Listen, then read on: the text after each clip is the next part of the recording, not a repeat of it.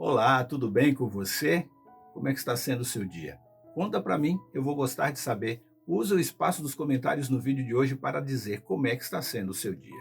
E hoje vamos ser apresentados a dois conceitos a serem aplicados na hora de separarmos o percentual das nossas ofertas. E estes termos são ativos fixos e ativos líquidos. E de uma forma bem simplificada, tudo que não é dinheiro vivo, ou que você possa ir ao banco, fazer um saque, uma transação, seja da poupança, da conta corrente, ou até mesmo um Pix de um outro investimento que você tem, se você não consegue fazer isso rapidamente, isso é um ativo fixo. E para você fixar este conceito de forma mais rápida, nós vamos aos exemplos: casa, carro, joias, equipamentos eletrônicos, fazenda, casa na praia, isso são ativos fixos. Dinheiro embaixo do colchão ou enterrado no quintal ou no banco são ativos líquidos. E é a partir destes dois conceitos que o escritor, pastor e também advogado Edward Reid começa fazendo uma explanação sobre o que seria ser uma oferta extrema depois de receber de Deus também uma graça extrema. Em seu guia, ele apresenta o exemplo de dois personagens bíblicos na tentativa de exemplificar os conceitos apresentados e, assim, os fazê-lo mais compreensíveis e claros. Ele cita Maria, irmã de Lázaro, e o cipriota José, a quem os discípulos rebatizaram de Barnabé. E pelo exemplo destas duas ofertas, nós vamos compreender no estudo de hoje, de forma até mais fácil, sobre o que é ativos líquidos e ativos fixos. E no final, traremos a questão feita pela Elionete de Souza sobre ofertas. Então, assista ao vídeo até o final e quem sabe o questionamento dela não seja o seu. E antes de rodar a vinheta, eu gostaria de registrar aqui o meu agradecimento a Meire Salgado, ao Fábio Abreu, ao Marcos França, a Isabel Braga e a Adriana Santana de Vila Velha, no Espírito Santo. Agora vai rodar a vinheta e você se inscreve no canal, deixa o curtir, compartilha o link que você recebeu e comenta ao final do vídeo.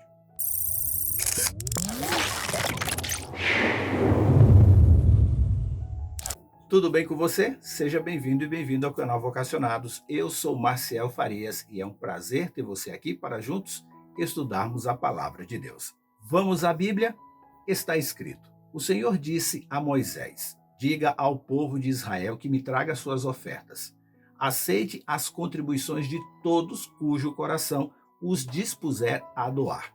Êxodo 25, versículo 2. O que une estes dois personagens bíblicos, Maria e Barnabé, é o mesmo entendimento que ambos tinham a respeito da adoração por meio da oferta. Tanto Maria quanto Barnabé ofertaram o seu melhor a Deus para espalhar as boas novas de salvação. Maria usou 300 denários, que na época correspondia ao salário de um ano, para comprar um único perfume muito caro. Se este fato tivesse acontecido aqui no Brasil, nos primeiros dias deste ano, o valor correspondente ao salário de um ano, mais o 13º salário, seria de R$ 16.926. De fato, um valor muito alto para um único frasco de perfume. Esse foi o valor que Maria creu que correspondia ao tamanho da sua gratidão. Marcos 14, versículos 3 a 9. Já Barnabé, ele vendeu uma porção de terra e entregou todo o valor conseguido na transação para os apóstolos, quando ele identificou a demanda por recursos para saciar as necessidades daqueles que estavam aceitando o sacrifício de Jesus na cruz e por isso estavam sendo perseguidos e passando necessidades. Atos capítulo 4, versículos 36 e 37. Pedro e João haviam sido presos já por 2 vezes porque estavam pregando aquilo que tinham visto e ouvido. Atos 4, verso 20.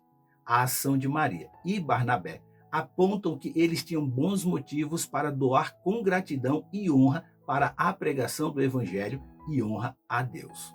Um destes motivos é que a obra de Deus está fundamentada no amor ao próximo. E encontramos este princípio presente já no Jardim do Éden, no chamado que Deus fez a Abraão, na convocação de Noé para construir a arca para salvar a humanidade. Também vemos este princípio nos 10 mandamentos e na obra que Jesus veio realizar aqui na terra. e pela forma como os apóstolos também seguiam o modelo do Mestre, ajudando assim aos necessitados. Atos 2, 44 e 45, Lucas 6, 38 e Provérbios 11, 24 e 25. O segundo motivo que tocou o coração dos dois foi ter presenciado o trabalho missionário que Jesus e os primeiros apóstolos estavam desempenhando para que a mensagem do evangelho de salvação ultrapassasse os muros de Jerusalém e chegasse a todo o mundo. A ordem de Jesus para seus discípulos foi: vão ao mundo inteiro e anunciem as boas novas a todos. Marcos 16, versículo 15. Logo, para que as mensagens das boas novas de salvação alcancem todo o mundo, é preciso dinheiro, e muito dinheiro. E Deus nos convida a participar desta sublime e importante tarefa. Por este motivo, necessitamos investir recursos materiais e financeiros para alcançar novos discípulos para Jesus e para o reino de Deus. E, por fim, eles entenderam que a obra evangelística local também devia ser valorizada e que essa era uma obra de Deus e merecia o tamanho da sua contribuição para o sustento e crescimento da igreja local e mundial. E não pense que a ação evangelística da igreja local seja apenas as grandes campanhas para a pregação do evangelho. A obra evangelística da igreja local é muito mais eficaz quando esta passa a se preocupar com os viciados em drogas ou dependentes de outras drogas e os encaminham para tratamentos em casa de recuperação. Quando ela decide ajudar pessoas enfermas em suas necessidades, ajudar viúvas ou pregar em presídios. Todas essas ações requerem recursos para colocá-las em prática.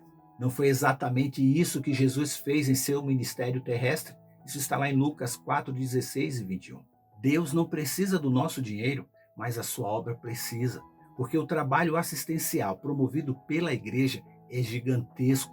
E o trabalho dos crentes que voluntariamente doa o seu tempo em cada cidade onde mora para ajudar pessoas necessitadas e assim levá-las a glorificar a Deus, necessita de ajuda financeira sim. Mateus 5, 14 a 16. Estes são os motivos pelos quais Maria e Barnabé ofereceram ao Senhor uma oferta extrema.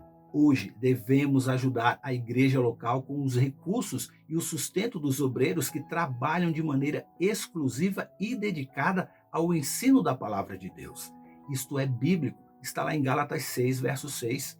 Foi assim que a igreja primitiva cresceu, e muito, com as ofertas voluntárias dos irmãos, e seguiu crescendo em amor pelo próximo e pelo reino.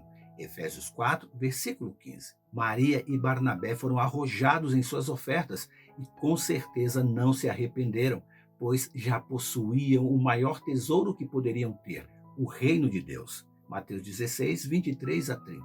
Qual é o tesouro que está sendo mais importante para você hoje? Pense nisso. E agora vamos à mensagem que a Elionete de Souza nos escreveu nos comentários. Ela disse o seguinte: a Bíblia diz: trazei todos os dízimos à casa do tesouro para que haja mantimentos na minha casa. Ela continua: concluímos hoje que esta casa é a igreja, correto? Perfeito, correto. Porém, ela continua: vejo muita deficiência nas igrejas, como falta de pintura, banheiros, bancos sem manutenção, e assim sendo meio que uma responsabilidade do fiel a manutenção da igreja. Vejo muita construção, ela continua, mas não a manutenção, sendo que já contribuímos com os dízimos e as ofertas para isso, pois assim é que está escrito lá em Malaquias: manter a casa de Deus. Sempre que a igreja precisa de algo, os irmãos têm que se reunir para adquirir, pois o campo não ajuda. Não concordo com esta administração, embora seja fiel dizimista e ofertante. Bem, eu vejo aqui um desabafo de uma crente fiel. Mas devemos ter bem claro qual é o objetivo do dízimo e das ofertas. Malaquias 3,10 diz exatamente assim: trazei todos os dízimos à casa do tesouro para que haja mantimento na minha casa. Não podemos confundir mantimento com manutenção do templo. Você lembra o que aconteceu quando Davi desejou construir o templo? Qual foi a resposta de Deus? E o que Davi fez logo depois de ouvir ao Senhor? A resposta a estas perguntas está em 2 Samuel 7, 1 Crônicas 17, capítulo 26, 26 a 28. Nestes capítulos estão a resposta de Deus para o rei Davi e todos os seus desdobramentos. Mas voltemos à questão para o ano de 2023 e a questão por que o campo local não usa dos dízimos e das ofertas para as reformas das igrejas. O que precisa ficar claro é: reformas não são finalidades dos dízimos e das ofertas. O dízimo é para a manutenção dos sacerdotes e levitas, e as ofertas têm a sua destinação à caridade e às despesas contínuas da igreja e o evangelismo.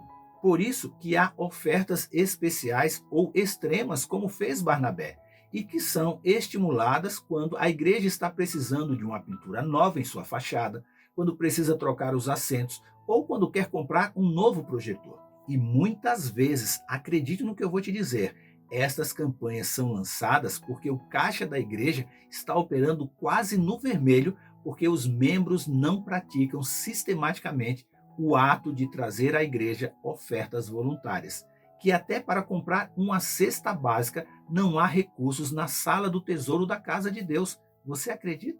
Quando eu e você queremos fazer uma reforma em nossa casa, a gente não tira desse dinheiro do dia a dia que paga as nossas contas, que traz o alimento para casa. Nós fazemos um plano e separamos mês a mês aquela quantia para chegarmos ao montante que vamos utilizar na reforma. Ou, quando é um caso extremo, vamos ao banco e fazemos um empréstimo para que isso seja logo concluído. Eu entendo a sua indignação por nunca ter dinheiro no caixa da igreja. E a sua indignação acaba sendo a de muitos outros crentes. Mas o problema é ainda mais angustiante, pois muitos crentes não entenderam que a oferta de gratidão é parte do culto de adoração a Deus. Eu espero ter te ajudado a compreender por que das campanhas de ofertas extremas. Pense nisso, leia sua Bíblia e que Deus nos abençoe.